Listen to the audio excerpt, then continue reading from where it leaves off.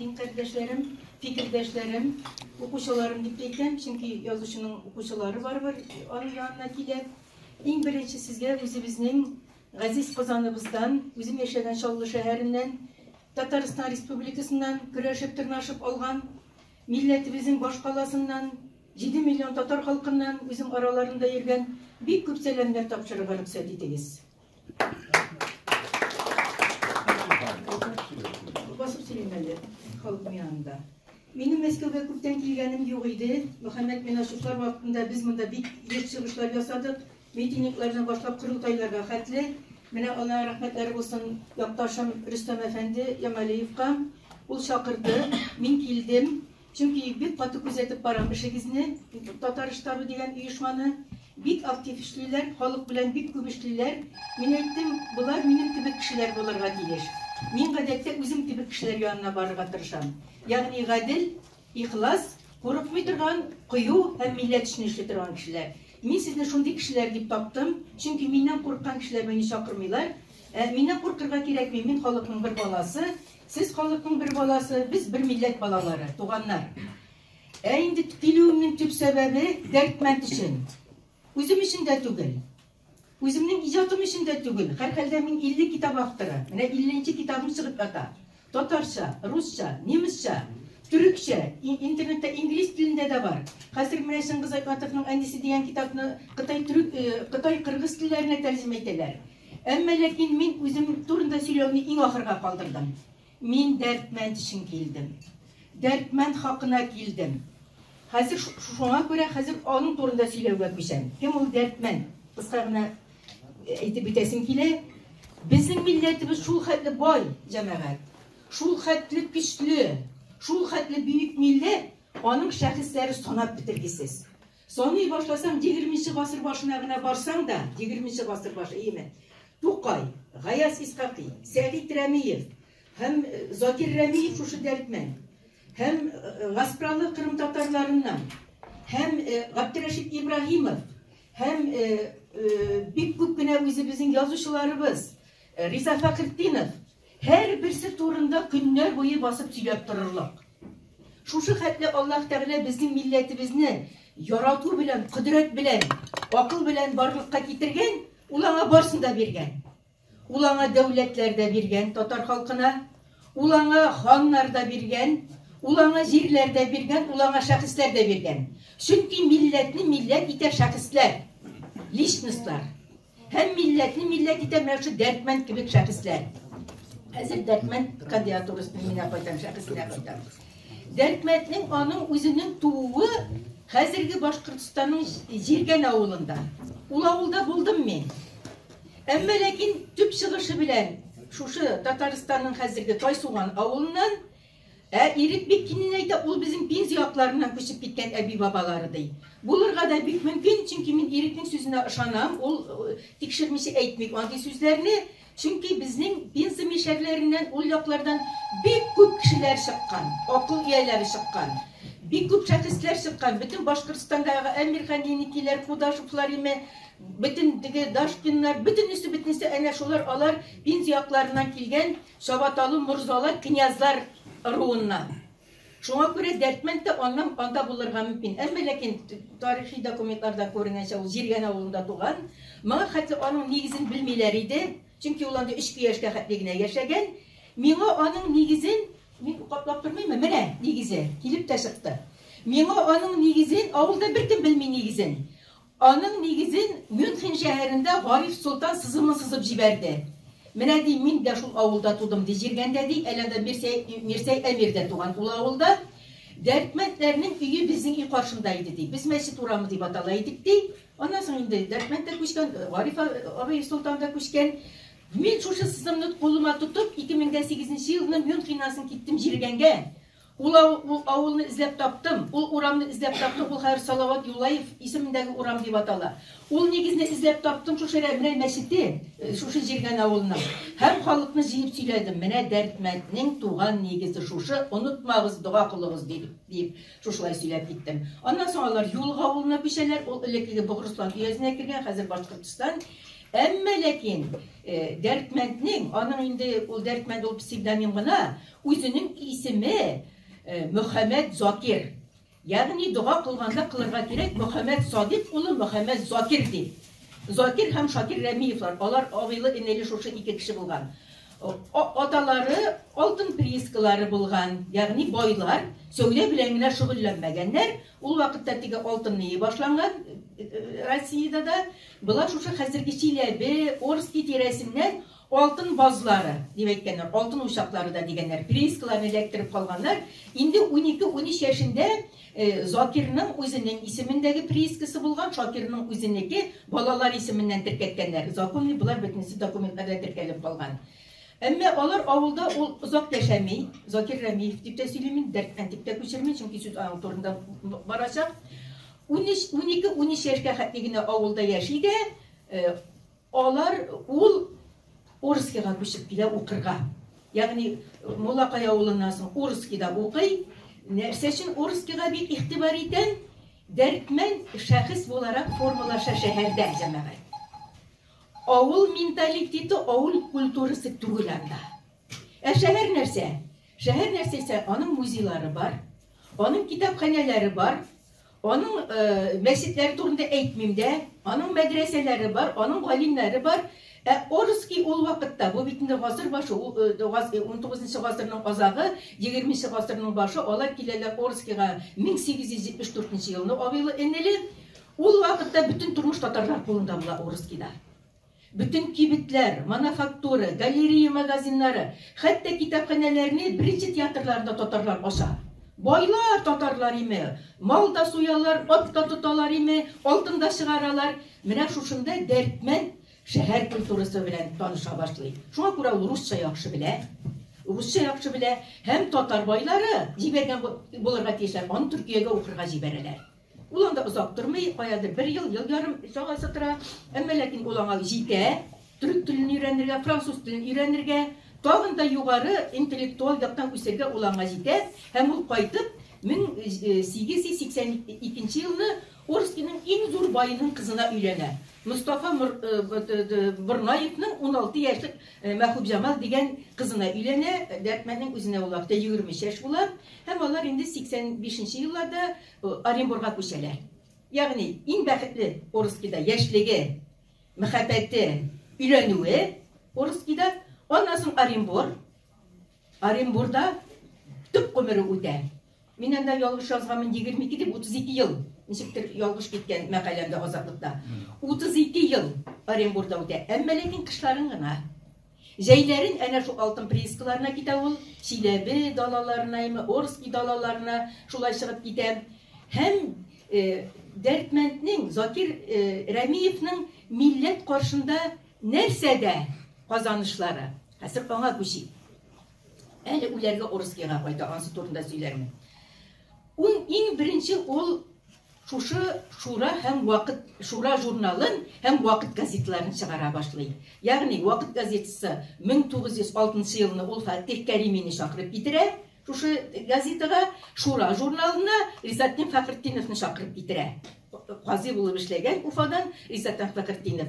Шушы ике газета һәм журнал ул татар халкының энциклопедиясе булып тора. Ул 18-нче елга чыгалар алар. Ел башына хәтле, ел башында инде большевиклар аларны ябалар ул газетада, журналында. Шушы газета һәм журналда милләтнең бүтән тарихы, бүтән бәхәсле мәсьәләләре, бүтән чишалмаган әйберләре милләтне туплап тора торган алтын учакның да алтыны шушы ике газет журнал. Мондый гына кешене депутат итеп сайламаганнар. Аннан соң выборщик була. Оренбургда ул үлгәнче диярлек шушы үзләренең шәһәр советларында депутат булып тора. Мистинан, милләткә ярдәм итүче, әмма ләкин ул татар тарихына кирип калды шагыйрь булар. Дәртмәнд. Нәрсә дигән сүз ул Дәртмәнд? Ул моңлы, кайгылы, хәсрәтле дигән сүз. Карагыз әле, бер караганда нигә моңлы булырга тиеш име? Алтыны бар, хатыны бар, 7 баласы бар, шәһәр сайын өйе бар, аның теге Балкан авылы дигәндә утарын карасаң име, аның һәр фотосы гына калган. Ул үзе бер шәһәр кебек утарлары булган име, утар булып торганнар инде морзалар ул вакытта, морза бит инде ул. Нәрсә өчен үзенә шушындый псевдоним алган?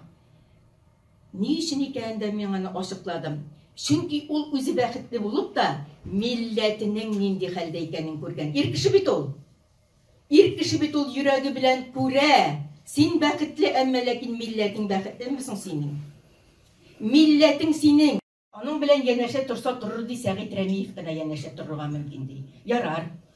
Хәзер Сибгат Хәким шушындый инде теге безнең чырларга килик дип әйтәм инде. Ул әйтә, дәртмәнд ди, 1000 һәм миллион еллар белән эш итә ди.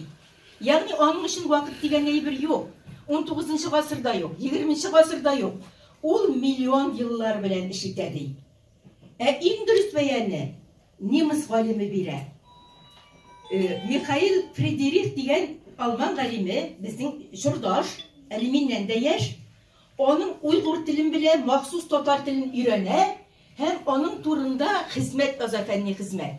Алман телендә язган хезмәтен Искәндәр Гыйләҗев русчага тәрҗемә итә һәм Казан утлары журналы 2009 елның 4-нче санында бастырып чыгара. Мин аны бөтен кешегә әйтеп бирдем, укыгыз шушыны. Менә Дәртмәндкә дөрес бәя бирелгән дип. Ул анда булай дип әйтә. Дәртмәнд ди, аның өчен вакыт төшенчәсе юк ди. Он парит над временем ди. Менә дала бөркете була бит име? Очмый да, төшмий дә. Менә шушылай, менә Дәртмәндне дә шулай күз алдына китергән. Аның өчен ди вакыт дигән төшенчә юк ди. Ул бөтен вакытлар белән идарә итә ди.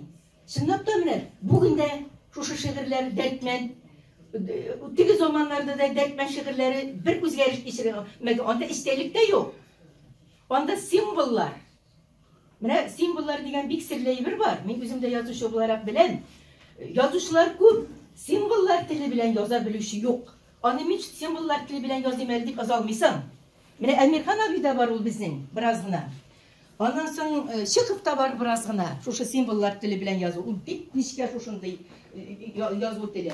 Һәм менә Дәртмәндтә мин шушы алымнарны күрдем. Айтматов та бар. Ул прозаик әлбәттә. Айтматовның менә ак пароходлар име, плахлары ул бөтенсе символ. Безгә ыргытылган символлар, тамга. Тамга белән яза торган язучылар булар. Тукта мин тамга белән языйм әле дип түгел. Ул менә генетик яктан актарылып астан килә. Һәм бәреп чыгада ул тамгасын җиһанып искиткеч көй яза, аны Илһам Шакиров башкара. Әйтик, урыскида мин чыгыш ясаганда шушы яңгырап торды бөтен нигә менә. Аны тыныч кына тыңлап булмый, Нәҗип Җиһанов шушы хәтле тотып алган нигә. Булай дип яза. Шаулый диңгез, җил өрәдер, җилкәнен киргән карап. Төн вә көндез ул йөрәдер, юл бара, ят ил карап. Чыкты җилләр, купты тулкын, ил карабын җил сөрә. Кайсы юллар, нинди упкын, тарта безне җан сыга. Ягъни безнең җаныбыз эчендә нинди аждаһалар, нинди балыклар кычкырып атайган су астарында ди. Ул карап, ул бит безнең илебез. Ул безнең менә шушы алып бара торган җитәкчелек дип әйтәм инде. Батып бара торган ул караптагы халык без.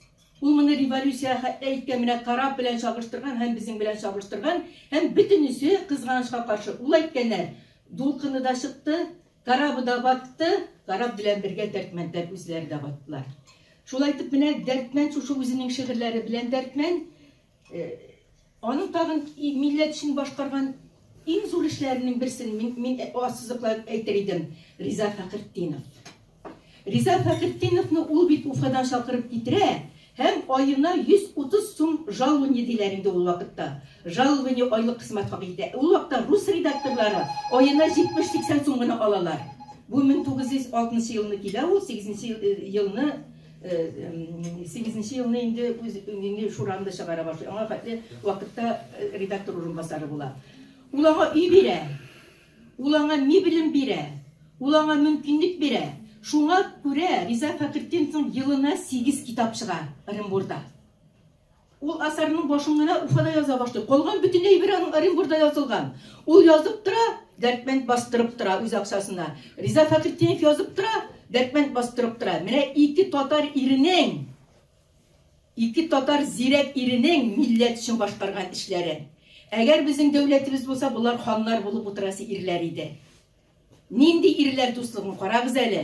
Берсендә акча, аңлау, байлык, zihin, ikincisinde tırışlık, yılına 7-8 kitap çıkarayım. Hem bunlar milletke şuşunday asar degenimi, ensiklopediyalar, Kazan xanları, Altın Urda xanları, meşhur irler, meşhur hatınlar, aytip bitirirlik tügel. İkisinin de 160 yıllığı. Onlar uçraşkanda 46 yaşta bulalar, bəxilleşkende onlar bana 21. yılını bəxilleşerler, indi 60. yaşlarda bulalar, şuşulayttırıp, Mine şuna göre biz ömür boyu Dertmend'e rahmet ettirge deyişmiz Riza Fakrettin'in içinde. Yarar, Dertmend sizine şiirlerini yaza, hem ol kütten günler gele kızgançka karşı. 18. yıl, Irım-Burnu kızıllar ola, Sovet bulası urnaştıra, vakıtın yabalar, şurasın yabalar, hem Dertmend balaların alıp, vagrak balalarını alıp, Orskiyaga qaytıp gide. Niçin Orskiyaga qaytıp gide? Çünkü Orski ol vakitte aklar kolunda bula. Orski yılına 4 tapkır bula salmaşına. Eli kızıllar, eli aklar. Çılganışta durayım. Hem büyük boylar Orn'un şunda sigineler. O sigini bilen onlar dersi giderler Türkiye'ye, Dertmend gitmeyin. Şulaydık 5 yıl ömrü şuşa Orski'de öder. Yani o Orski'ye ulerge burada. Ulanı sizine Kiyev bulsan da bu duyga tügesin degen şiir var ana. Kiyev bulsan da şoşma köngüldey. Kiyev bulsan da bu duyga tügesin. Bu senin tuyun tügesin. Senin ornun ulikler oymağında değil. Ben ulanın songu şiiri bize gelip zitken. Senin ornun ulikler oymağında. Parali. Şeytan tükürdü ya. Eyye, buna ol şiirinde okuruz, biresinde okuturuz. O kitabında var. Yani o gitmeyi. Yok ise 5 tonna altının eyteler üst kulu bilen tapşırdı deyip. Mena kalsa onu tartıp alganlar. 5 tonna altını ol yardı Türkiye'ni satıp algan bulur idi. Dilegi bulsa. Ol gitmey. Birinciden yaşı da olu. İkinciden yaşap da arıgan. Şulay birler sizinle. O pessimistik şiirler yazar. Üçüncüden milletin taşlap da gitesi kilmey. Nersegedir belki ümit de itkendir. Mindidir özgerişler. Ümit bilen yaşayırız biz. Mena özgerişler bulur da Tatarga da gün gelir, bizim uramda da bayram bulur, kıskası gitmey. Hem mine en facialı orunga gelip jettik ölümüne. 21. yıl, açlık yıl, oktyabr ayı. Bana hatlı 2 versiya buldu. Açtan ölgen mi, tiften ölgen mi? Gil açtan ölgen deyip bardılar. Dertmend açtan ölgen, burjuaz şahip açtan ölgen, onu 59'ga hatlı bastırmadılar onun kitaplarını, gil açtan ölgen de açtan ölgen. Ondan indi Lerun Abi Hamidulin ol tiften ölgen degen versiyini getirip çıkardı. Olay bulurga da bek mümkün. Çünkü şu oktyabr ayında deyip baralar indi.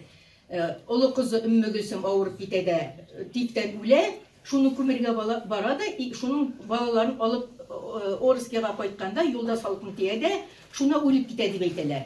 Ama lakin benim koluma gelip lekken neler boyunca, şıganaklar boyunca ol yaz günü bara, 21. yılını şundan şiirlep koyta, hem ulara da açlık gile, deyip açlık onlar ikisi birge yeri. Onlar ayrılgısız, igizekler gibi, deyip buldu mu açlık, açlık buldu mu deyip. Hem ne için eydem, ol uzak yartı yıl ağırı bakkan deyip. Bu vakitte Riza Fakrettin'i behilleşirge gile. Bir atına pasilde yatkan kişiga Ufadan kelip ülgürüp bulmayı. Zeki Validiye'yle bayan kelip çığa, Türkistan dalalarında pasipte kılıç bulgap bergen. Bir atına içinde onu da işlep bulmayı. Şuna göre Mena kelip jitken şıganaklar boyunca Sibirski sivilizasıda Rusçası var. O Türkiye'de de basılıp çıktı o makale benim. Yaz günü şiirlep gitken hem küs günü oktyabr ayında açtın mı, tiften mi, ikisi birgen mi, ulgen Orski'dan. Mena Orski'danın ulgen üyünü de görsettiler. Lerun abi mağahatlı baraydı, üyü yok deyip. Ama lakin ben 2 tapır Orski'da buldum. Ul bik kirak, ul bik çoysuz, Sakhalinga barıp jitirge bula, onda barıp jitkense, onda tulkun birey bir yürümeyime, Cimrik nelerden kala, Samalikler Meskev'den gine, Şadır Kazanlardan birey bir de yok.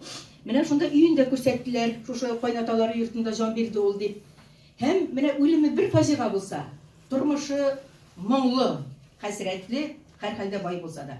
Ölümü yetif ya açlık, bu da faciga. Her halde özünün üyünde, dibekteginde kaynatası üyünde bula ama özünün orun yerinde öleydi. Nerseysen kömürge kişi bula.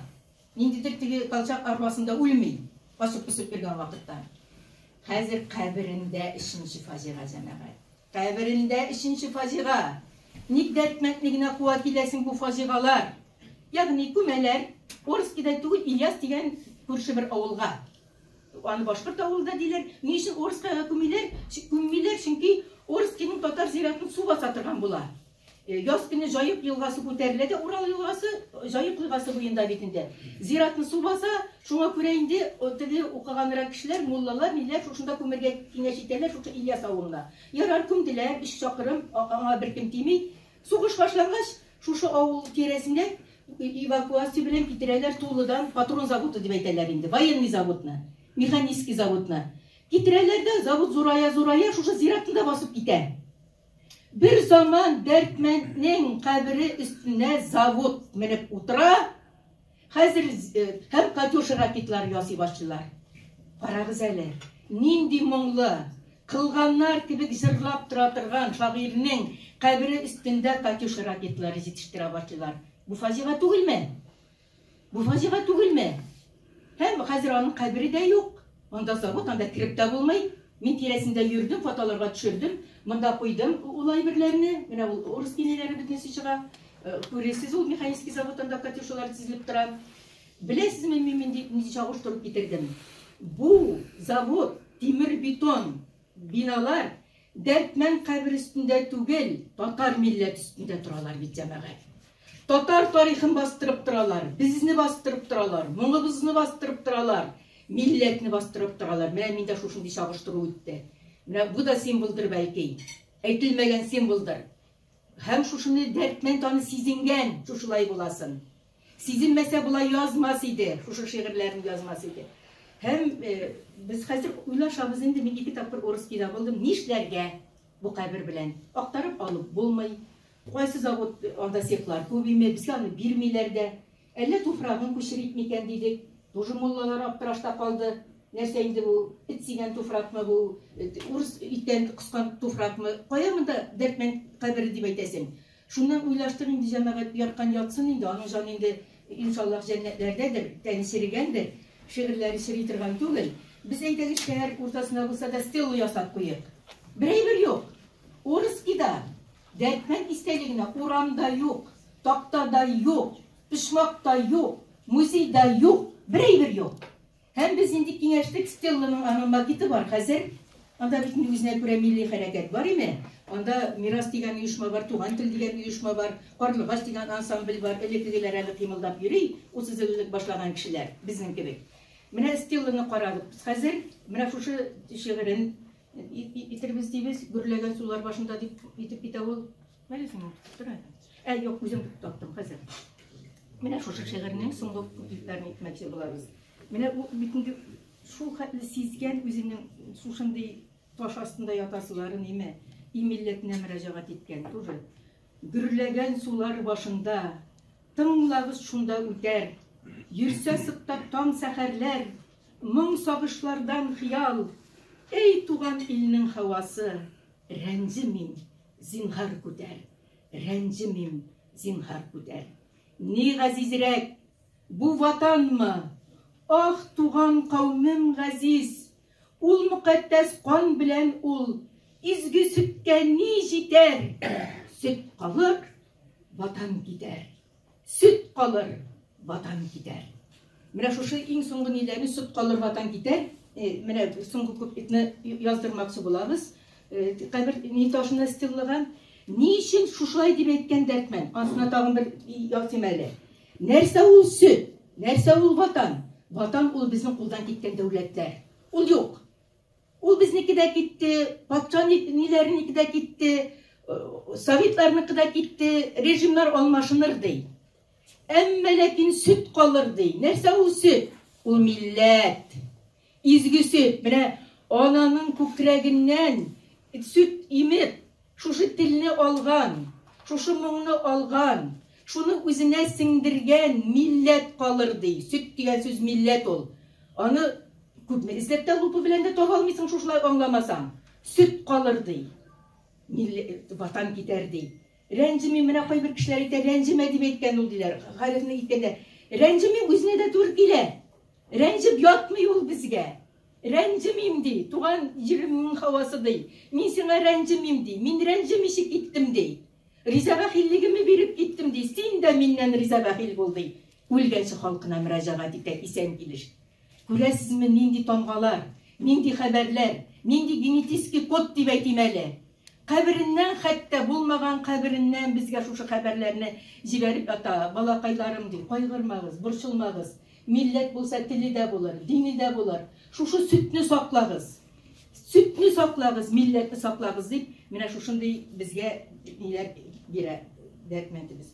Шулай айтып, міне, мен интетіге дәртментке ижатына анализ жасарға күшім жетмей, шунды оғайтын. Мен Тоқташ турында да китап жаздым, Айтматовның айнесі турында, Айтматовның қанмен анализ жасай алам прозаик бұларға. Әмме дәртментнің міне шушы бірнеше шиғырына мен соқланағына алам, һәм шушы томғаларына ғана көрсете алам. Бар язушының шәхесінің тұрмышы, міне тұрмышын айта алам. Әйтик, міне өлген үйін ізлеп таптым, туған негізін ізлеп таптым. Ижат ол бүтінлей башқа. Шуңа көре, бәлки ешлер башқаша көрілер, бәлки ешлер башқаша аңлатырлар. Интағым тұғы Туқай білен мөнәсәбәтләріңіне әйтіп өтейм де, Туқайны ішке шақырған ол. Туқай бетінде бек ауыр хәлдә яшәгән. Ну Туқайның теле бик усал булган, Туқай инде аны шақырганчы мыскыл итеп аның турында шигырь язып өлгергән булган. Тарта Казанның яшьләрен Рәмиевләр алтыны дип. Чөнки ул бик күп кешеләрне Казаннан Ырымбурга шақырып, акча түләп, журналда эшләткән, эшләсен име, әйбәт битендә. Шәриф Камалларны, башкаларны име, зур акчалар түләп, һәм Туқай инде чалт иттереп язып та куйган. Тарта Казанның яшьләрен Рәмиевләр алтыны. Хәзер Рәмиев моның үзен шақырган. Әйдә кил, айына 40 сум жалуни, ул вакытта сыер эштән тора. Шигырьнең һәр юлына 50 тиен, ул вакытта 5 тиен түләгәннәр, бөтен редакциялар 50 тиен. Туқай әйткән, юк дигән. Бу тәкәбберлек тә түгел дигән. Мин хәзер инде бу сүзне яздым аның турында дигән. Мин бу юлга баса алмыйм. Мине дә алтынга сатылган дип әйтәчәкләр. Дип менә шушындыйрак нигә баса инде. Ничә тәсең? Туқай да хаклы бер яктан. Туқай да хаклы, Туқай инде ул. Туқай бармый, бәлки барган булса теге өмір озыныры дип әйтәм, тамагы тук булыры. Ну икенче яктан ул уже онга соңга сыйтана торган Туқай булмас. Акчуриннардан да качты ул. Качты. Ул минем кеберәк шулай. Байлыктан касан мәзрә.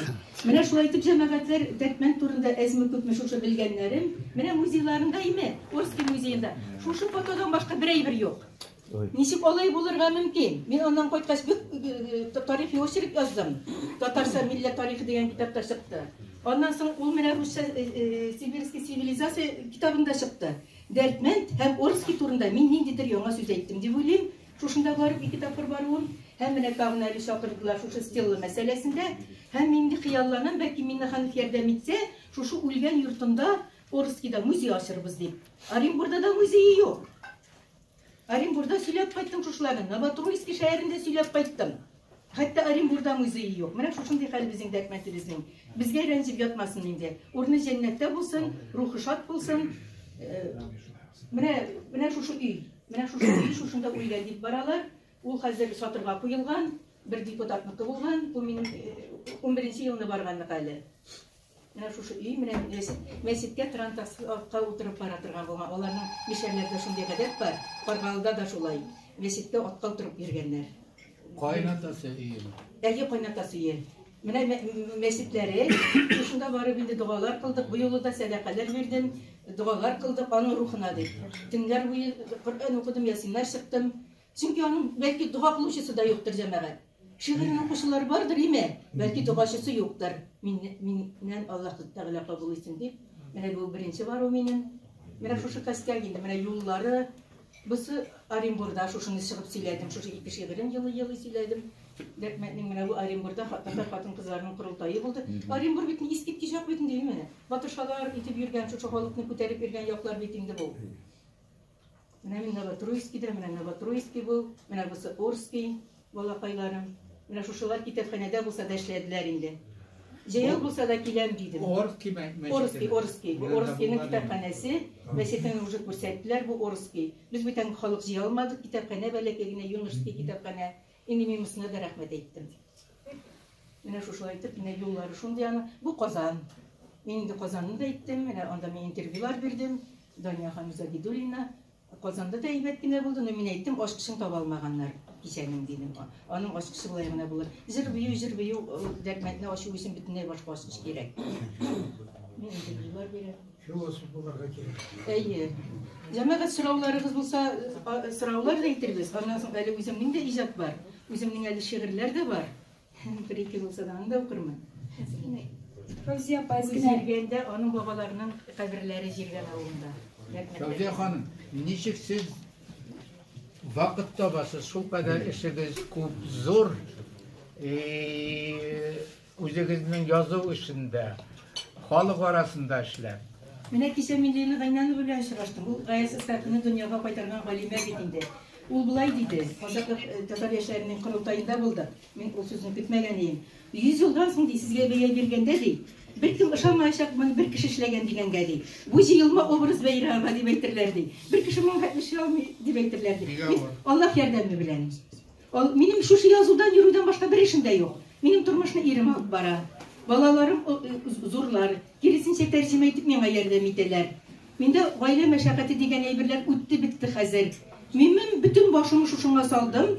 Халык ярдәм итә, кая барсам кунырга кертәләр, кая барсам китапларымны сатып алалар. Милләт ярдәме белән, Аллаһның ярдәме белән мин шушы юлда йөрим. Күңелем изгилектә, ихласлыкта, анан кайтып язам. Бик зур романнар язам соңгы вакытта, Хиҗрәт, Беләйзә дигән. Бары тик шулай гына бүтәнчә мөмкин түгел. Тагын минем бер соравым. Теге иң азак тавабы беренче кулын күтәргән иде, соран иле свитерлар. Моны туганда биргәннәр соң. Ярый, дәгез алайса сез. Зур рәхмәт, шул хәтлек матур сөйләдегез, Фәүзия апа. Мин аннары нәрсә әйтмәкче идем, сез милләтнең сөте турында әйткән идегез. Мин уйлыйм, ул уйлады татарлык, ул милләтнең сөте.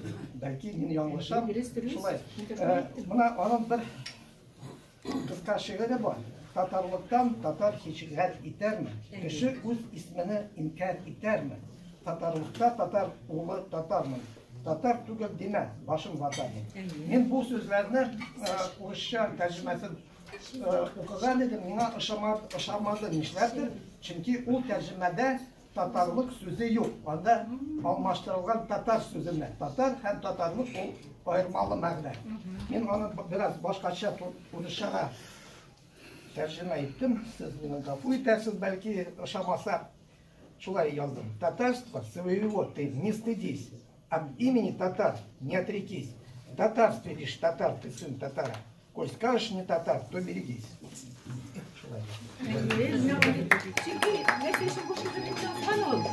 Ул вакытта да теге булгарчылык, татарчылык бик бәрелешеп алган әзерәк. Кемдер үзен мөселман дип кенә атаган, татар дип әйтергә курыккан, кемдер булгар дигән. Менә шушында дәртмәт име, бер караганда инде аңа нәрсәгә катнашырга дигән кебек бит инде бөтен. Әйе, үзенең сүзен әйткән һәм аның әйткәне инде күп кешеләргә закон булып яңгыраган. Мин дә шулай дим. Ondan tasar bilmer hakkında. Dilde butao. Ekmek Tatarstın deytirisi armasın kim Tatar mı değil? İki söz gene Yaşlar için, hazır yaşlar için bir dürüst etken nəsəsi var. Dostlar, cəmaət, bizim vaxt bik tığız. Çünki Fəvziyə apа ул dünya xətli material әзерләп алып килгән. Тагын сорау бирүчеләр бармы? Икенче катtan түгел. Поезд көтә. Әйдәгез, абый, сез кем буласыз? Мин Фердинанд исемле җегет дип әйтәм, 63 яшьлек. Фәүзия апа белән мин 30 ел элек яхшы гына таныштым. Белеп, үземнең җилкәмә куеп, ирләрне мәйдан утыртып бетермәсеннәр, ирләр калсын, ирләр кирәк булачак барыбер. Асталар асырлар, атсалар атырлар дип инде миңа тик эшләр дә ачып карадылар. Мин бу миссияне, бу функцияне дәртмән кебек үләремә барганымны билеп алдым. Һәм алганыма да үкенмим. Һәм әгәр менә мин архивларда утырган кеше, бөтен Себер архивларында, Сахалин, Тургут, Салихард архивларында минем капланып елаган вакытларым бар шул архивларда. Асырга, кисергә, яндырып үтерергә шул документлар саклана бүгенге көнгә хәтле. Бу Екатерининкә хәтле булган хәлләр 18нче гасырның беренче яртысында. Менә шушыларны халыкка җиткерергә кирәк, татар егетләренә. Менә алар моны белсәләр, аңласалар, минем янга алар басачаклар иншаллах. Ник бар менә Наимнар, Бюлиннар хәзер яшьләрне оештыралар Казанда. Bir de yok diye aytıp bulmayın. Var olar. Fəziyə xanım, Башир İskender'in yaxşı bilseydim. Үзәк күреп калдым аны. Сөйләшеп. Мен анардан җиңел генә сорау белән ул вакытта Американың электрон сәнгате турында обзор яза идем, ябык обзор. Кыска гына сәбәп таптым да анардан консультация алмакчы булдым. Белә идем инде ул мәсьәләне. Ләкин аның белән танышу ният иде. Килдем, булган Оренбурныкымы, Башкортстандыкымы, көлді де Оренбурныкы dedi. Ни için sorашасыз? Мәйдем, фамилияңыз бик инде таныш. Мәйдем минем яраткан шагыйрем турында. Ул әйтә, мәйдем сез аңар кемдә булса буласызмы? Ул әйтә, юк ди, әгәр аның оныгы икәнен әйтсәм ди. Фәкать мин оныгы ди. Тагы менә сезгә бер хәбәр. Ул әйтте, шагыйрьнең архивын, менә анда төрле ниләр бар бит, вариантлар, кая киткән архив. Бер абыйсы кайсы абзасы булгандар. Аны Урта Азияга китә, 2 чамадан архив alıp yılda Kazak dağlarında ana ordular da mal deyip, çünkü bay kişinin niye şu arşiv Kazak dağlarında yok bulan. Başir İskandaroviç'nin malayı baridi ol vakitte podpolkovnik milisi eğer kimde bulsa şu icattı anın durmuşunu öğrendirgetlese Мәскеу полицейский управлениеларынан табарга мөмкин. Ул аның Башир Искандерович хатırı маржайды. Улым ди гурурлан. Шыннап та әйттем, 7 баласы булган дип, Закир Рәмиевнең. Өммөгөлсүм мен дә әйттем, Оренбурда үлән. Мурат дигән улын гражданнар сугышы вакытында аклар алалар сугышка. Ул вакытта бит синнән сорап тормаганнар. Ул тифтән үлән. Жәғфәр дигәнен кызыллар ала гражданнар сугышы вакытында. Ул бер кулын үздереп кайта сугыштан. Шушы Жәғфәрдә юкка чыга ул. Жәғфәрнең 2 чемоданын талыйлар, шушы каядыр барганда вокзалда, һәм Дәртмәннең бөтен архивы юкка чыга. Искәндәр, улы Искәндәр, Искәндәрнең улы Бәшир. Менә ИВМны уйлап тапкан, Пензада аларны ябып эшләткәннәр инде. Бөтен компьютерларны шушы Бәшир уйлап тапкан. Искәндәр үзе кая дип сорарсыз. Искәндәр Германиядә укып кайткан була. Совет властына хезмәт итәргә алына инде, яллана кая барсын. Әмма ләкин аны шәхес культы елларында кулга алалар. Закир Рәмиевнең улы Искәндәрне һәм ул Томский тирәсендә сөргенидә үлә, төрмәдә үлә. Менә мин Томскийны эзләтеп карадым барып. Анда русларның фамилияләре бар, хәтта төрмә музейларына, архивларына кирдем. Тагын бер барырга кирәк. Томский кырыендагы төрмәләрнең берсендә үлә 42нче елны. Аның улы Бәшир Рәмиев, Бәшир Искәндәрович Рәмиев. Шушы СССРда ИВМны уйлап табучы бик зур галим. Мин аны күреп калдым Мәдинә Барахимкуловлар белән. 90нчы елны безнең төрки халыкларының курултайы булды Мәскәүдә. Марат Абимөлеков килде, Мәдинә Барахимкулова, мен Олжас Сөләймановлар. Менә бер күреп калдым мин аны. Нәселе дә затлы дип әйтәсем килә. Әмма ләкин инде теге соңгы елларда урыслар белән дә буталган, шуңа күрә аларына кирип тормыйбыз инде. Аның балалары без. Аның давамчылары без. Башир İskandaroviç'in 9 класс фәкать белемейді. Институт түзген кіші түзген. Был главным конструктором, если помните, был большой ВМ, БСМ. Вот разработчик этого БСМ. Үземнең иҗатка күчкәнче, менә бер шигыре бар. Үзләрем маналмадым дигән. Бу шигырьне аңлау бик авыр. Бу бик серле, хикмәтле шигырь. Бу бит инде ул кәфенлек. Кәфенлекне кем малай диме? Нәрсә шулай дип әйткән, шушы көнгә хәтле бөтен кеше баш вата. Ни өчен Дәртмән үзләрем маналмадым кәфенлекне? Ул үзгәрә алмадым дигән сүз. Үзгәрә алмадым, кәфенлегем маналмадым. Хәтта бар, дәрсә мин дә барсын алдым ди. Мине дә songa sanamadılar. Şул хат üzgelenip yazgan şiiri менә. Моның her юлы безгә сигнал тамган. Gerçe min de бар sanaldım. İl katar son almadım. İlde yürüdüm, hazlar aldım. Uylasam son almadım. Yandı Mecnun, yandı Ferhat. Bir yanıp ot aldılar. Min garip min ot yanıp da yandığa sanalmadım. Uylagız мәхшүкә minler, min gaşık sanalmadım.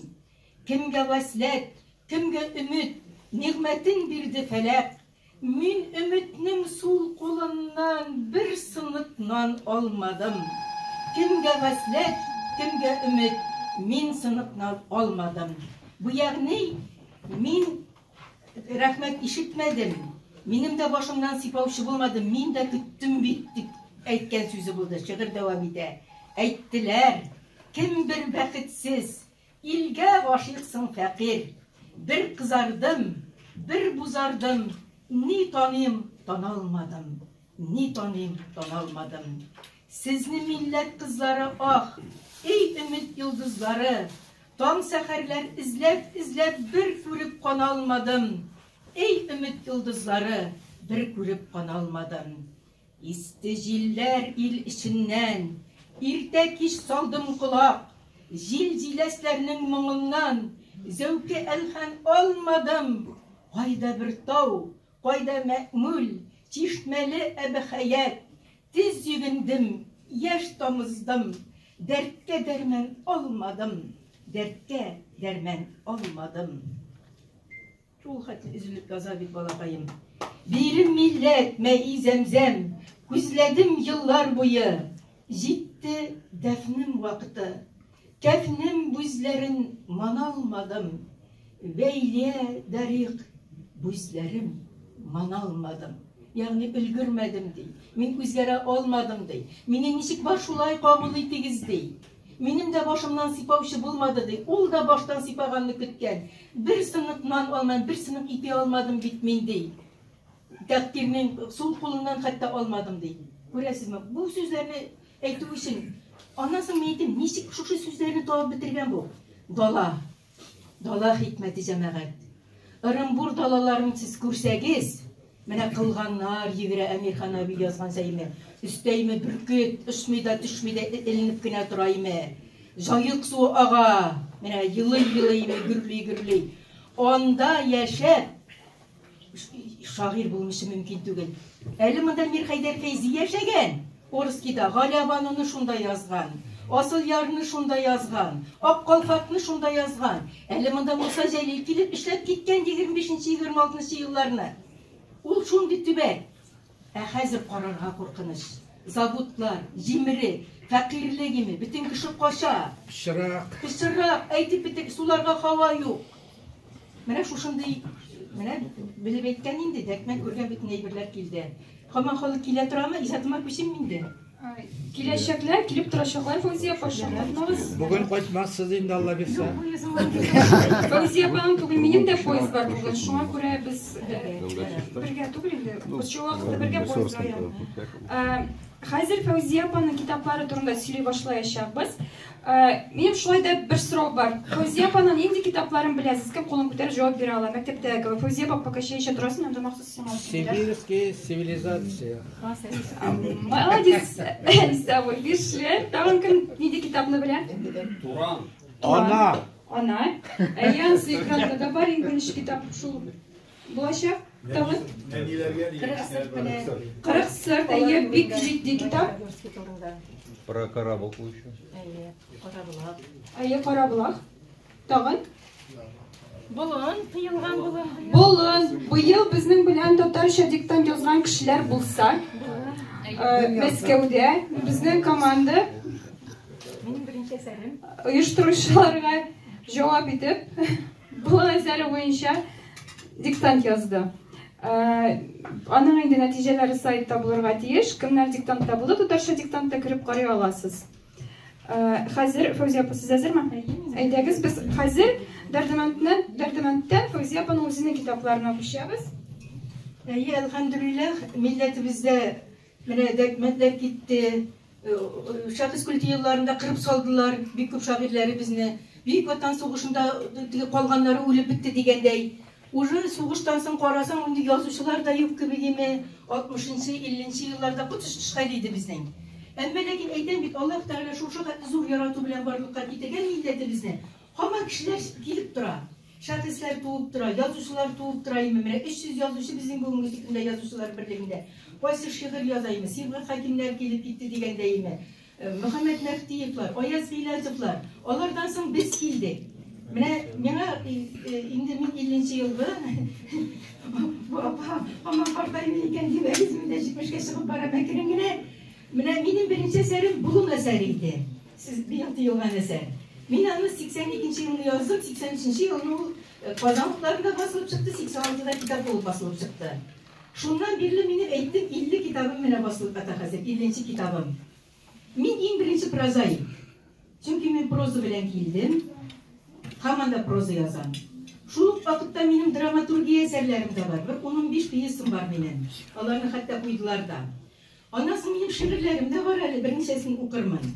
Аннан публицистика, фәнни публицистика, дини публицистика, очерклар, аларны да язам. Менә нинди жанрда язырга теләсәм, шул жанрда мин язам. Инде язганнарым тагында нык булсын, дөрес булсын, ышанычлы булсын дип, Худяков буенча кандидатлык диссертация якладым. Минем дипломым шунда Худяков иде. Кандидатлык диссертациямда шул булды. Бу инде миңа тарихны тагында теге фәнни рәвештә татар тарихын өйрәнергә һәм халыкка җиткерергә шушындый юлларны ачты, системага салырга. Ягъни беренче белемем, аларны да әйтим әле. Серләрне ачып бетерим. Театр училищесының режиссерлык бүлеген бетердем. Миңа бу тапшыруларны кую берәйбер түгеп тормый, чөнки мин аңа укыдым махсус режиссер булырга. Аннан соң Казан дәүләт университетының филология факультеты татар теле әдәбият бүлеге. Шуңа күрә миңа татарча язу инде ул минем каныма сиңгән, анализлар ясау каныма сиңгән. Редактор булып эшләдем китап нәшриятында, аңа хәтта редакцияларда эшләдем һәм тарих буенча якларга булдым. Инде мин дипломым шунда минем Худяков иде. Миңа Америка Зимави якларга кушты, ул минем диплом җитәкчем иде. Шулай итеп, менә шушы юлга кирип киттем. Экология буенча да хезмәтләрем бар, менә монда Гаяр әфәнде утыра. Без аның белән шушы карабулакларны, мөслим авылларын тикшереп, шушы проектына йөреп чыктык. Ядерный архипелаг или атомный геноцид проекты татарча, татарча чыкты, немецчә чыкты.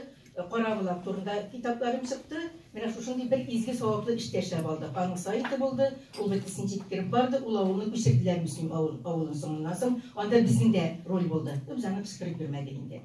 Бер 15 елдан артык татар конгрессының башкарма комитеты әгъзасы булдым. Хәзер татар краеведларының шура әгъзасы. Барыбер ниндидер актив эш алып барам инде. Һәм соңгы елларда менә шушы проза китапларын санадым. Магнитогорский татарлар турында да яздым, 40 сырт дигән романнарым күп. Хәзер романнар язам. Әмма ләкин соңгы еллардагы үземнең иң зур казанышым дип Себер тарихын әйтәм. Чөнки мин Себергә Сахалинны да кертәм, Биратын чыгышында кертәм. Салихаттан башлап Сахалинга хәтле бүтән шәһәрләрне, бүтән татар авылларын шушы 15-20 елда мин йөреп чыктым, әлхәмдүлилләх. Кайда конгресс җибәрде, кайда үзем киттем, кайда поезд белән бардым, кайда арба белән бардым, кайда ат белән бардым име. Һәм алар турында 10-15 китап яздым мин. Анда роман да бар, Хиҗрәт дигән роман, Төркиягә күчеп киткән Себер татарлары турында.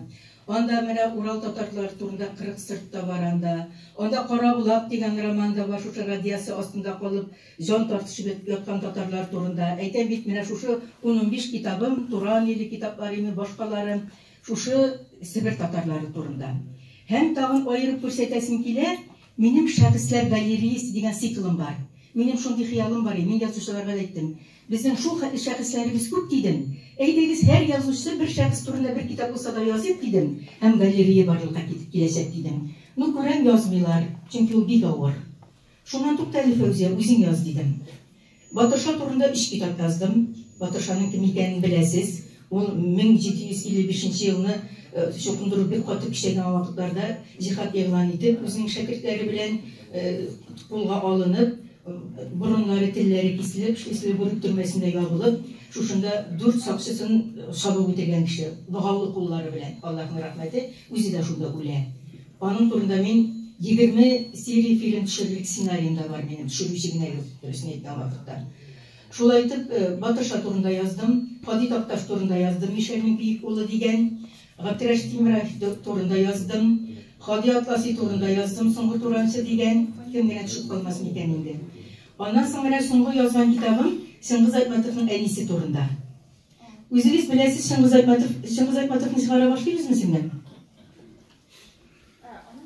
Менә чөнки анда бик уникаль фотолар бар. Аның әнисенең яшь чаклары, ни чаклары. Мин сөйли торам. Аңа мине сорады Татар конгрессы аның турында язуны. Нәгыймә апаның 100 еллыгы иде. Ринат Зиннурович Бишкеккә барып кайткан, Фәүзия ханым ди, искә алучы да юк ди Нәгыймә апаны ди. Кыргызлар инде үзләренең һәм күтәрәләр ди. Менә Иркаил белән икегезне җибәрәм ди, Иркаил пьеса языр ди, син документаль китап язырсың ди. Мин әйттем, Ринат Зиннурович әйтәм. Кыргызстанга барганчы әйтәм, монда әйтәм барырга кирәк. Киров өлкәсенә, Кировта ул вакытта Вятка губерниясе булган. Бөтен архивлар Кировта, Мәчкәрә Күкмара районының. Чыгып киттем Кировка. Үземнең хөкем ителә торган вакытым, судлар бара, судьядан сорап, әйтәм, 2 суд арасын узаграк куйыгыз әле, миңа кайтып җитәргә кирәк. Сез анда убежище сорамассызмы ди. Әйтәм, ага юллардан сорыймын, бит Киров өлкәсенә барам, андан соң дальше җир юк бит инде анда, океан гына. Көнештек инде, үзебезнең татар егетләре бит. Шулай итеп Киров архивларында утырып, Малмыж архивларында утырып, Мәчкәрәдән бөтенсен җыеп, киттем мин Бишкеккә. Иркаил Зайдулла белән конгресс түләде. Киттем, кайттым. Как раз менә шушы эшләр биткән иде, миңа өйдән чыгарга бер җиргә ярамый иде. Шушы өйдән бер җиргә чыгарга ярамаган вакытта мин шушы татарчасы менә ана дип атала. Менә бу Мәчкәрәнең элекке гениләре, русчасы татарский мать Шыңгыз Айтматова. Русчага улым тәрҗемә итте. Улым лингвист, югары белемле. Татарчадан татар гимназиясе бетергәч, русчага әни әйдә Шыңгыз Айтматовның 90 еллыгы иде, узган ел бер бүләк насыйп дип. Татарчасын конгресс чыгардым. Нәрсә өчен без бу китапны яздык? Теге әнисе татар булган өчен генә түгел. Әтисе кыргыз, әнисе татар. Чөнки Шыңгыз Айтматов үзе дөнья күләмендәге шәхес. Менә Дәртмән кебек дөнья күләмендәге шәхес әле ашкан сайын ашаячаклар. Ул Төркия халыкларына гына түгел, чак кына Нобельне алмыйча калды. Әгәр үлмәгән булса, аның bütün документлары әзер иде Нобель премиясе алырга. Төркия әзерләгән иде. Аның менә шу символлар белән язган плаха әсәрләре име. Ondan sonra Burhanlı Palustan'ın eserleri, Когда падают горы, Korkunuş, titreyen Türkiş eseri, Tavrı, Kassandra diyen eserleri. Bütünsün, o paraxutlarını eğitip tatırmayayım. Cemileleri, birinci okutuşalar, psikolojik eserler. Bu dünya hama şuşunu okuyayım. Dünya susagan maturlukka, dünya susagan şuşunday kodlar bilen yazılığa, tıgı barda kayıttığına tügel. Nimisların en yaratkan yazıcısı. Hindistan'da onlar nersege yaratadır bilmeyin, en yaratkan yazıcıları. Türkiye'nin en yaratkan yazıcısı. Şuna göre men indi şuşu kitapını yazırga buldum. Mene onu yazgan vakitte mene kalfak bilen otura. Dağın indi özü bizim şuşu Karakıl diyen şehirde Prejvalski dip atalgan elek. Özü bizim Tatarlar mene %2 Söğdeler kopyasının 78'i Tatarlar bulgan. Bütün Karakıl'ını şuşu Tatarlar tutkan, şuşu Kukmar ayaklarından, Pinzi ayaklarından küçük gitten Tatar meşerler tutkan canavar. Yaşagan biz bit. Şunu yaşagan bizim, ol fabrikalar, ol neler, bütün dünya Tatarlar, meşitinde açkan, kitaphanesinde açkan, tiyatrında açkan, medreselerinde açkan, balalarında okutkan, Nur Revolüsyon bitmesini yok çıkarıp taşlagan. Kızıl Kırgın dip atalganlar, Krasный terror dip şu revolüsyonu Kırgız kartları bilgen, kengешкерге barganlar, nişlik koya kitip, koşarga da urun yok. Bütün jirde bular ime, bütün jirde. Şuşulay turib, mine revolüsyon şuşu halet ide, Nagim apa, şunday bäxitli balacak, ata-anası, baylar, maturlar. Ondan soň revolüsiya, yarar, başlığı niye, iri, bek zor kişi, Turakul. Bizim hazırki zamanda bulsa prezident dip atarlar iye, şuşu hükümet başlığı. Şuşunday bäxitligine yaşay başlaganda repressiyalar kete. En birinci analalar indi. Kimni alsınlar? 138 kişini alıp atalar. Nagim apa 20 yıldan soň gana bile 4 bola bilen kala. Nagim apa. Мәскәүдән кайталар. Мәскәүдә укый торган була ире. Анда үзәк-үзгеч урыннар бар. Ире вагон артынан йөгереп бара. Шыңгыз Айтматов яза соңыннан. Мин аны ди соңгы тапкыр күрүемне аңладым ди. 10 яшьлек бала. Капландым да вагонда кычкырып елый башладым ди. Үскәмә дип яттым да ди. Әни башымнан сыйпый ди. Улым, без кешеләр арасында. Кешеләр бар бит әле. Елама дип әни башымнан сыйпый ди. Шуны үлгән вакытта әни 41 белән ята ди. Әни ди хәзер бөтен җиренә әни үлә хәзер ди. Һәм минем күз алдыма килде ди. Шушы поезддан төшкәч, алар 31 август көнне станциягә килеп төшәләр төнне белән. Беркем каршы алмый. Бер бала 6 айлык име. Шыңгыз иңгелесе 10 яшьтә, 4 бала белән. Шушында әни безне алып бара перрон буенча. Ул бит безне гомер буе алып барды ди. Без бит халык дошманы балалары булып йөрдек ди. Мин шушында әнине күз алдына китердем, үлеп атканда әни ди. Ничек итеп безне ди Илгиз кычкыра, әни ират китмә, мин куркам дип әйтеп ди. Мин чумадан үстегем ди. Тагын әле Люстия дигәне бар. Роза дигәне һәр Роза апа 80 яшьтә инде. 6 айлык име. Шушы Нәгыймә апа шушы аш далаларда 4 баласына югары белем бирә. Шыңгыз Айтматовның Шыңгыз Айтматов булуында Нәгыймә апаның роле искиткеч зур. Чөнки атасы юк кырыенда. Ярдәм итер кеше юк. Шушы татар хатыны интеллекты белән, иманы белән сандыгында һәр вакыт әне булган Нәгыймә апаның. Менә шушы сандыкны хәзер таба алмыйбыз. Сандык әне белән кая киткәндер. Кыскасы менә ул милләтнең бер баласы Айтматов. Менә Айтматов әне Нәгыймә апа уртада утыра. Шулай итеп мин тукталым әйтәм. Кыргызларга барып та презентация уздырдым, Төркиягә барып та презентация уздырдым. Менә сезгә дә әзрәк кенә сөйләдем. Шушы шәхесләр сериясенә менә кабере улакта еллар дөрес язылмаган. Алар аны 37дә атлап бетергән дип уйлаганнар. 38дә үтергәннәр. Октябрь революциясе көнне шулай үтерә торган булганнар. Менә китапны укыгач үзегез аңларсыз. Менә барып сәдакалар биреп, дугалар кылып шушылай итеп кайттык. Шушы китапны яздым инде. Менә Илгиз абый, менә Нәгыймә апа. Бу Илгиз абый икенче балалары тоже бик зур академик. Дөньяда иң геология буенча иң зур галимнәрнең берсе. Менә шушылай итеп без инде юбилейләрне уздырып йөрибез. Менә Роза апа 6 айлык. Менә Роза апа утыра. Әнә улы малае Шыңгыз Айтматовның беренче хатыннан. Менә шулай итеп җәмәгать барлап йөрибез инде. Милләтебезне барлап йөрибез. Тагын кайсы китапка күчим икән сеңнем? Әйтсен. Сибирская цивилизация мы? Әйе, бу сибирская цивилизацияны ни өчен русчасын гына күтәреп килдем? Татарчасы да бар яның, милләт тарихы дип атала. Әмма ләкин ул битте. Менә монда җәмәгать бу Сибир тарихы гына түгел. Бу Сибир тарихыннан башлана. Чөнки әйттем бит, Сибир татарларының үзләренең язучылары юк бүгенге көндә. Үзләренең тарихчылары юк. Мен беренче килгәчтә Күчемханнан кымын әле Күчемхан романы язып бирдем аларга.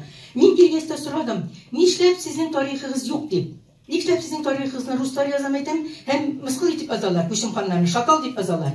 Фәүзия апа безнең язучыларыбыз юк бит диделәр. Шунда минем уятыма киш килде, туктале Фәүзия, син дә язучы бит. Яз буларга. 3 ел буе Сибиргә йөреп, Ермак белән Күчемхан сугышкан бөтен җирләрне өйрәнеп, мин шушы Күчемхан дигән романны яздым. Аны төркчәгә тәрҗемә иттеләр. Ул Төркиядә дә чыкты. Шушы Күчемхан романы. Әмма инде публицистика, ул да кирәк, бу да кирәк дигәндәй. Менә монда инде мин ни өчен сибирская цивилизация дип куйдым, сез әйтерсез, ни өчен әле Сибирне аерып алдыгыз дип. Юк, без бер милләт. Әмма ләкин безнең милләтнең матрисасы асыл тамырлары Сибирдә җәмәгать. Алтай, Сибир, Тын океан, Төньяк Боз океаны безнең матриса шунда. Әлбәттә булгарлык ни дә бар. Булгарлык канаты да бар. Анда бер кая куеп булмый. Әмма ләкин, менә мин нәрсәсен әйтәм, мин бит инде тел бүлегендә бетергән кеше. Сибир татарларының телләрендә ул татар теленең бер диалекты санала. Анда уйгур, анда үзбәк, анда казак, анда кыргыз, анда башкорт, бүтән менә борынгы төрки телләренең катламы бар. Менә Сибир татарларының телен белсәң, менә мин санаган телләрнең барысында диярлек аңларга була. Һәм аларның яшәү рәвешләре, һәм тарихлары бик борынгы тарих. Шуңа күрә мин буларга инде үзләренә сибирская цивилизация дигәнне бирдем, һәм Күчемханның соңгы сугышы булган урынга барып җиттем мин Новосибирская өлкәсендә. Безгә бит әкият сөйлиләр. Сибирне Ермак алган дип. Әкият. Сибирне Ермак алмаган. Ермак искәрнигенә алган башкала. Анда да Күчемхан халкын алып чыгып киткән, халкым үлмәсен дип. Аннан соң алар Ермакны үтереп ул нигә кергәннәр. Ермакны алар суга батырып үтергәннәр 1585 елны. Әле Ермакны үтергәннән соң да 15 ел буе сугыш барган. Инде регуляр армия белән. Московияның регуляр армиясы белән Күчемхан 1598 елга хәтле сугышкан. Һәм бөтен энциклопедияларда Сибирнең Россияга кушылуы 1598 елның 20 августында хәзерге Новосибирск өлкәсе Ок елгасына Ирмән елгасының кыя торган урында. Бүген как раз Спас дигән каналдан шушы урыннарны күрсәттеләр. Мин анда бардым. Менә монда последний сражение дигән сугыш. Анда безнең 1000гә якын кешебез күмелмичә ята ул урында. Урыслар барып таш куйганнар. Монда без Күчемханны җиңдек дип. Менә шушылар да бар. Шул ук вакытта монда ерак көнчыгыш бар. Владивосток, Уссурийский име, башка шәһәрләр. Һәм монда бар Самара өлкәсе, һәм монда бар Орский, монда бар Дәртмән, монда бар Худяков, монда бар үземнең иҗат. Кыскасы, шуңа күрә менә бу китаплар инде минем хәзер китаплар китте шушылар. Инде Фаузия апа бер татарча китабында күрсәтсен дип, менә соңгы язган романым. Сез инде Исхакыйның Зөләйхасын барыгыз да белә бит, име? Менә бу аның прототипы. Архивларда сакланып калган 7 ел буе шушы хатынны хөкем итәләр. Зөләйханың архивларда бер документы да сакланып калмаган. Ә менә бу Гөләйзә дигән хатын, ул ширкәү кенәгәләрне Пелагия дип язылган булган. Моның 6 балалар христиан дины тотмыйча мөселманга кияүгә чыгып, бәби табып, балаларын чукындырмыйча мөселманча яшәп ятуын, шушы чистай тирәсендә, Яушилмә тирәсе. Һәм моны Биләр Пубы Казанга яза, консистория дигән ширкәү судына, һәм моны суд итә башлыйлар. Менә шушы протоколларны, бертипмәләрне бөтенсен укыдым мин. Моннан сорау алалар. Пелагия, бас, юк ди, мин Пелагия түгел ди, минем исемем Гөләйзә ди. Мин бер кашан урыс телендә булмадым, мин урысча белмим, мин чукынмадым, мин намаз укыдым. Юк, юк, юк. Менә син ширкәү кенәгәләрендә Пелагия шушылай итеп бу хатынны суд карар чыгара. Иреннән аерырга, мөселман иреннән, урыска кияүгә бирергә, 3 баласын урысларга чукындырып урысларга бирергә, һәм бу мискин хатын алырга килгәч моны җомга көн өйләрендә намаз укыганда сәҗдәдә җан бирә. Моңа Аллаһ Тәгалә үлгәнче инде урынын күрсәткән була. Син курыкма, синең урының фәрештәләр янында дип. Менә шушы Гөләйзә дигән бу инде үзегезгә әсәр бу. Бу чын тарих. Бу авылларның бөтенсендә булдым мин, биләрләрендә, башка теге Кыршынталысында, Чирүле Шынталысында име. Шуңа күрә бу китап сезгә берничә кирәк, укырга тырышыгыз. Гөләйзәнең прототипы, менә Зөләйханың шушы. Менә шушы китабым. Әйтә тагын әзрәк ялгытык сораулар бирегез. Менә бу Сибиргә Семей палатларына киттегезме юкмы? Чөнки Казакстанга караса да алар Юк, юк, Семей палатлар аерым чыкты. Бәлки берәнин Семей палатларда булдым. 7 палатта бик яратып яздым алар турында. Сибир иде. Ну, бик Сибир дип әйтеп бетереп булмый инде Казакстанны теге. Сумнан. Дөрес әйе. Бик яратып яздым. Анда Мусин дигән байларыбыз 3 мәчет салдырып калдырганнар. Бөтен мәчетләрендә булдым. Семей Палатинскийның ул аерым китапта. Аерым китапта. Тагын сорауларыгыз бармы? Әйдәгез, Фирдәвис абый. Тагын кичкенә бер сорау бирәмче, Фәвзия апа. Сезгә бер тагын сорау бирәм. Сезнең Кривошапкин Андрей Иванович дигән физикны ишеткәнегез бармы Якутскида? Бу безнең халык өчен шундый зур хәзинә ачты бу кеше. Бу физик шаман 7 поколение. Бу безнең борынгы телнең безнең генетический аппаратка, тазалыкка турыдан-туры бәйләнгәнен доказать экспериментальным физическим научным методом. Чөнки буның нәтиҗәсендә дәлиле кем безнең сөйләшә, аның автоматик тазара тәне, генетический аппарат саклана. Шул фикерне ишеткәнез юкмы? Ишеткән булсагыз, бөтен кеше табала, интернетта кирегез, Кривошапкин Андрей Иванович карагыз. Яхшы, татарча белсәгез, татарча сөйләшсәгез, сәламәт буласыз. Ишеттегезме? ЗОЖ, вот, татарлык ул ЗОЖ дигән сүз. Менә тагын бер генә сорау мөмкинме? Әйдәгез. Теге Гүзәл Яхинның Зөләйха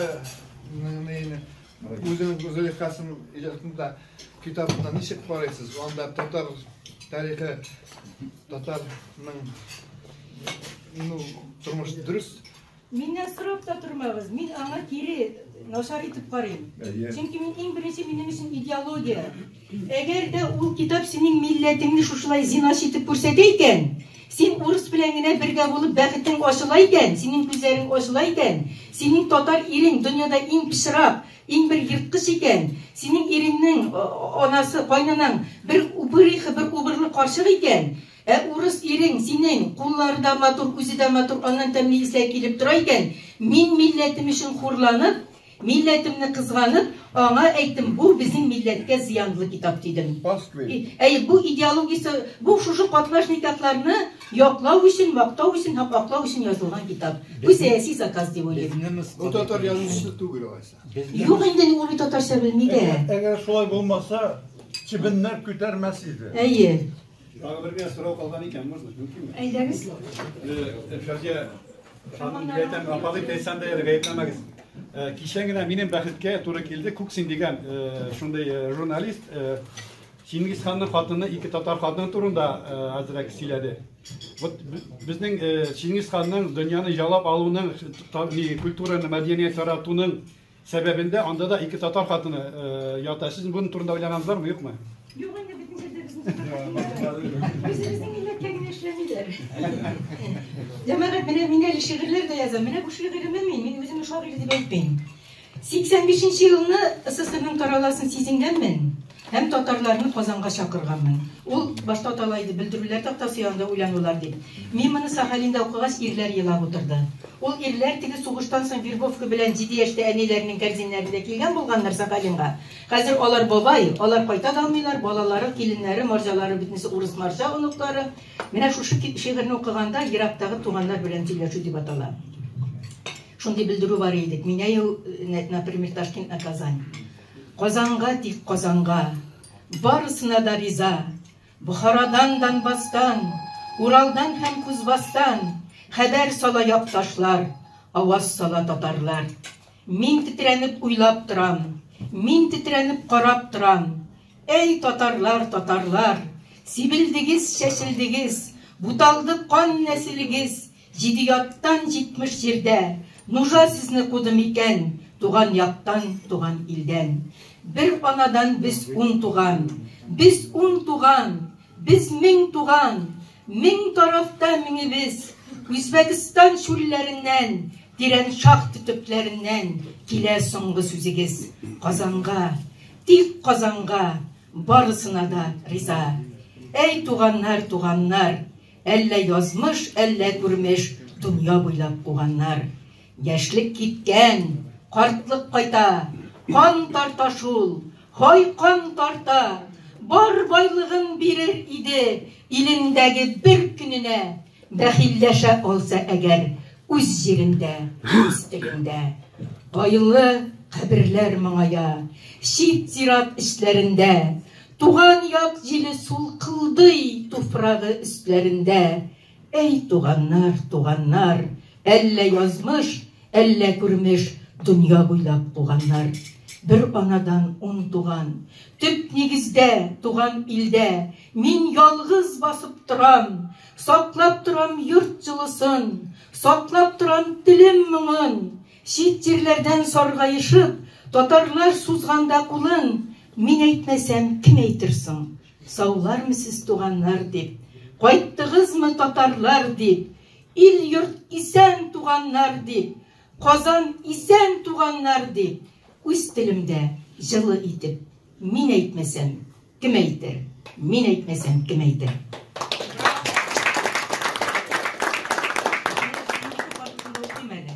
Mene Süyünbike'nin 500 yıllığını uzdurabız inşallah 18'inde. Men şuna koytırga aşıgan. Benim anda daklatım var. Süyünbike Hanbike'nin jingli hem jingiliği. Benim özümün de şunday ağır vakitlarda kalgan vakitlarım buldu cemaat. Bek negizin көз алдында, ilk көз алдында. Mene şu bik canımı tolağanda 95. yılını şu şiirini yazganmın. Süyünbike kargışı deyip.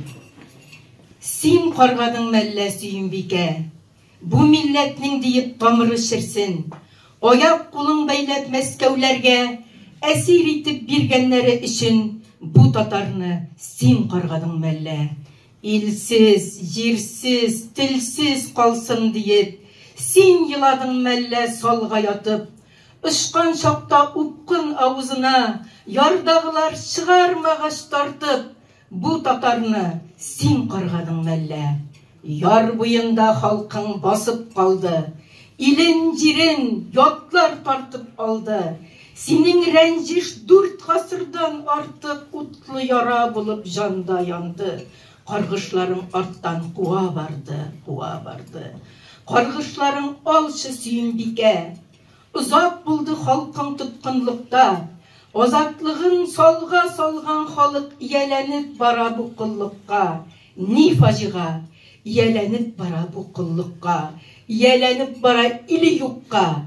Ияләнеп бара тиле юкка. Ияләнеп бара дине юкка. Халкың һаман риза бу кыллыкка. Мәңге хәтерсезлек маңкыртлыкка. Шах Хәлиләр һаман туа тора. Азатлыкка юлны буа тора. Татар түрәләре түргә үрлей. Берсен-берсе ярсып итә-төртә. Ак шәлләргә аяк сөртә. Ак жаннарга аяк сөртә. Безгә дигән саллар инде әзер. Яр читеннән милләт карап тора. Йөрәгемне усал этләр талый. Шах Хәлиләр һаман янап тора. Таяныр терәк юк Сөембикә. Милләт читтән генә карап тора. Ханбикәсен корбан итеп биргән. Хатын кызны майданнарда изгән. Милләт бер кашанда мантый алмас.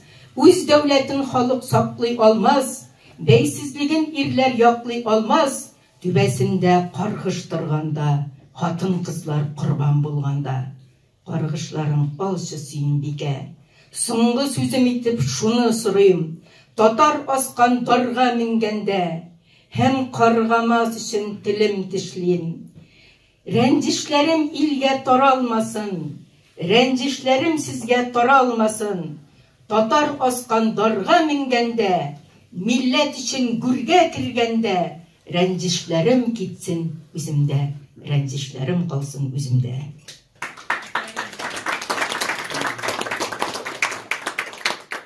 Bir kızgaçlarım bilmem uzgan yıl tilge diyeler mi değil mi? Kışkırtıp tilge diyeler, soңгысына diyeler mi değil mi? Şul xatli canım ermedi benim Kagılmağız bizge деген şiir yazdım. 18. yılın 22. январында yazılgan.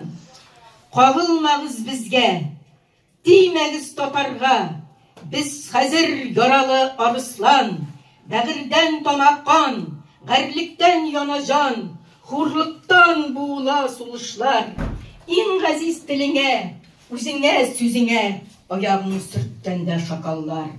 Değmeğiz tatarga, kagılmağız bizge, yaralı kilişte, biz eli saflarda, milletini yoklarga, abruyunu saklarga, biz ezir, üstüne avarga düşmanның, soң çipte şeynlerge buğazın, ok bulup ışağız, 1000 yıllık tarihi üstünden milletinin, kagılmağız bizge, değmeğiz tatarga, biz hazır, yaralı kaplanday, en soңғы yavuna kuzgalgan oluktay, tatarlar.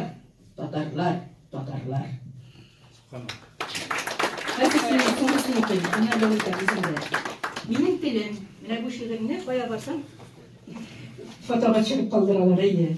Benim tilim, men bunu 14 aprilde İskel bilen Tukay Ulinakinde bir yıl yazında, Çalı'da telefondan miting kalkırım, sразу miting paraydı.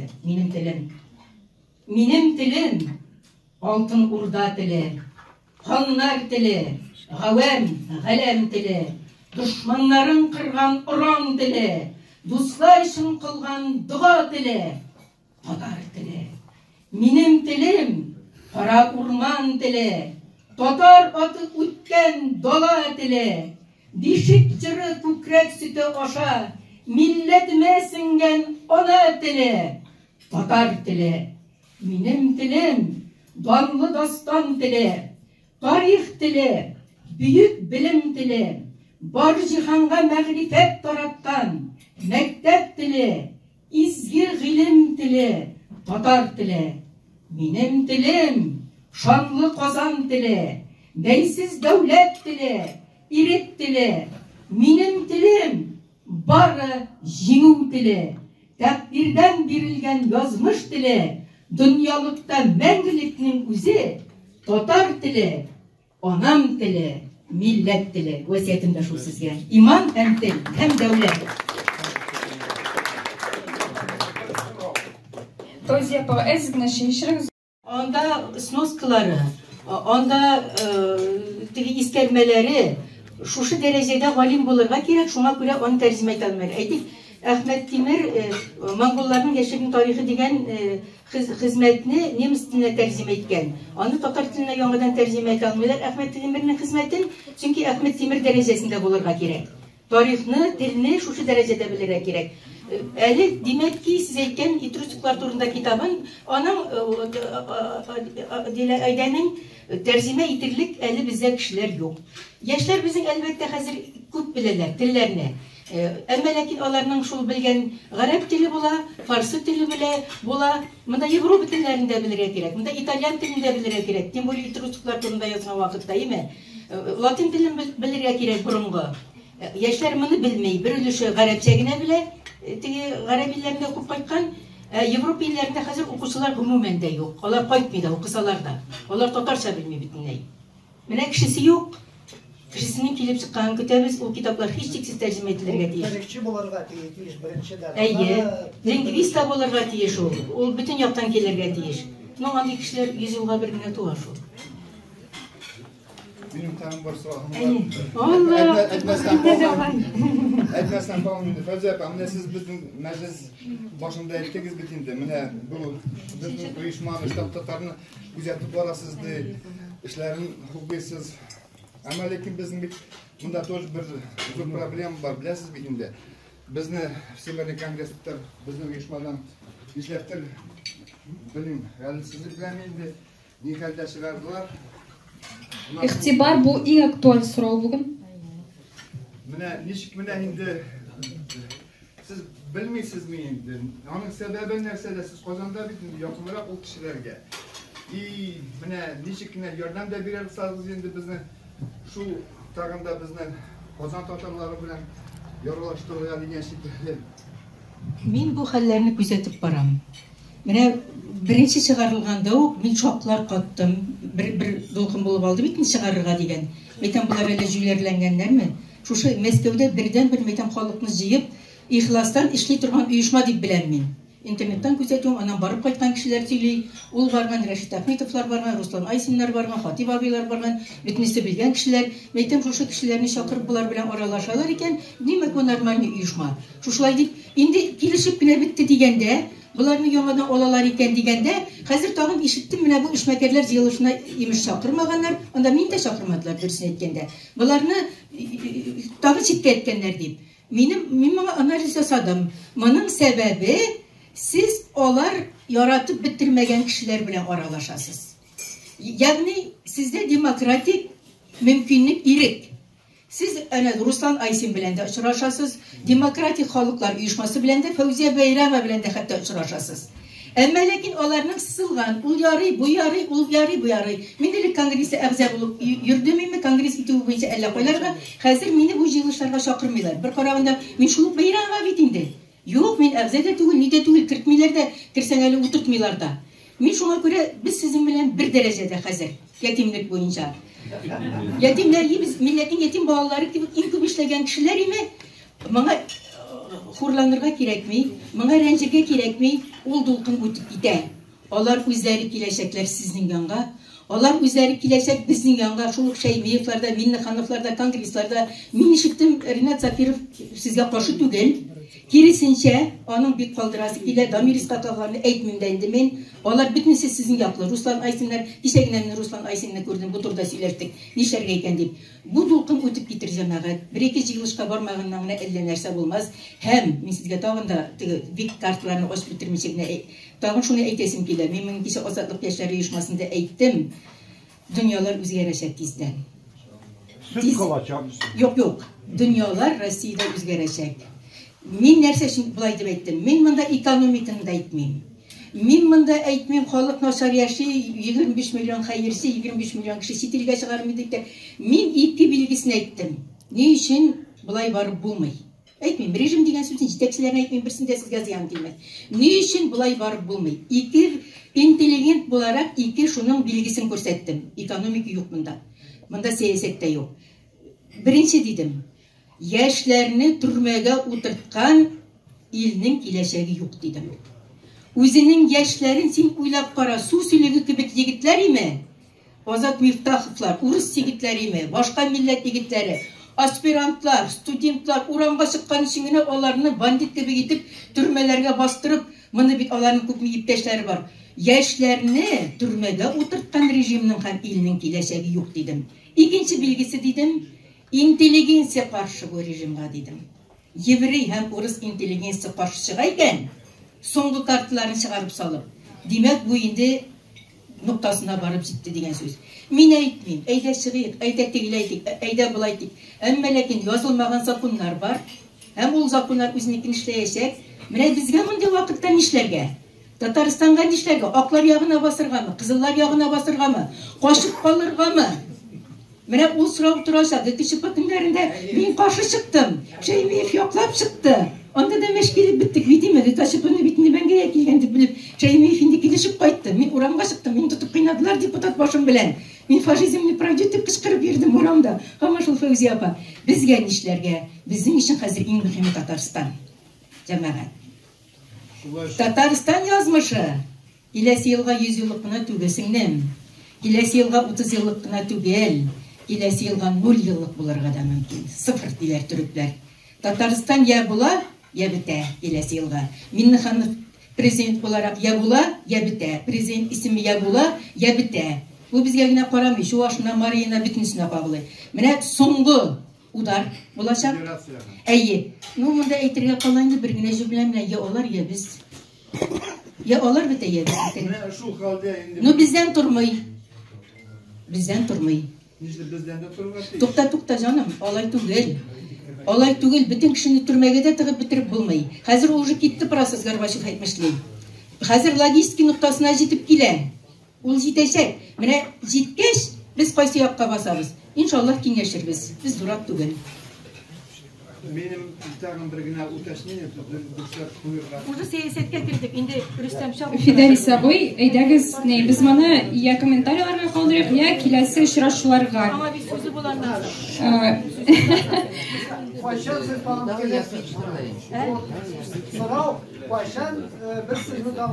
Siz bilen maksus bir temasını bilgileriz. Bu yolu tema çok buldu. Dertmenden başladık ile Minnehanıf'a varıp gittik. Çünkü uzak uçraşmadık, tema çok, kitaplar çok. Siz bir tema bilgileriz. Siyaset mi ol, tarih mi ol, din mi ol, edebiyat mi ol? Mene singlim dürüst etti Fevziya Fa. O lüvay temağa misali alam. Çünkü başımdan yüreğimden ötken. Başan şakırasız. Yarar inşallah. No яңа елда. Мероприятиялар, значит, үткәрәбез инде. Шуңар без бик шат. Ну менә бунда җегетләр сорадылар инде теге с конгресса вопрослар, ниләр инде. Безнең ситуация на самом деле бик простая, да? Вот, все началось в октябре 2017 года, когда татарский язык шел не белән инде. У нас без анда начали проводить круглые столы, татар были защищаться. Мне неоднократно звонили, неоднократно наши общие с вами знакомые, Даулят Кишляри говорили, не занимайся татарским языком. У нас есть конгресс, у нас есть автономия, у нас есть Рафаэль Хакимов. Это не ваше дело. Но мы продолжали заниматься. Вот в результате вот такие шероховатости, на которые мы оптимистично смотрим. Во-первых, у нас есть совет Аксакалов, который от нас подпиленный приехал, без 1,5 миллиона татар. Шулай аналарда ишмалар бар, шундай анда кешеләр бар. Монда безнең единомышленниклар Мәскәүдә күп, шундай яшьләр калганда, аксакаллар калганда, да Башкортостан. Без татар телен Алла бирсә, онытмайбыз, бирешмәйбез, или киләчәктә, да, и другим поколениям передадим, да. Ага, рахмат.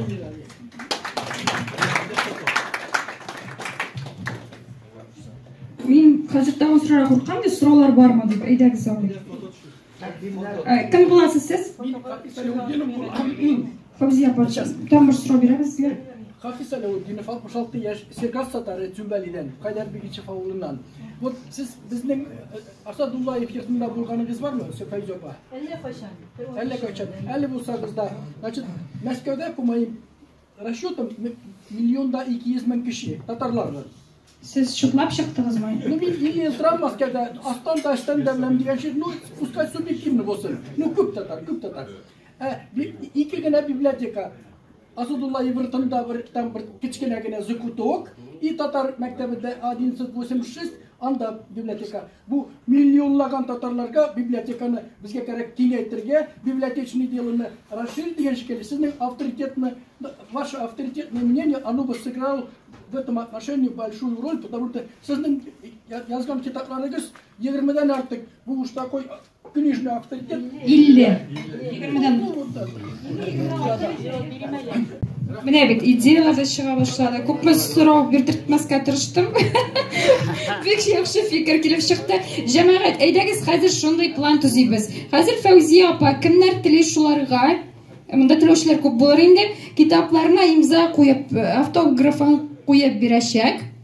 Менә мондалар әз генә калды. Нишләптер югыйсә алмагыз дип әйтеп тордым. Аннан соң зур фото ясыйбыз. Барыбыз да бергә килеп Яхшы. Кул куя торсын инде, без җыела башлаганбыз.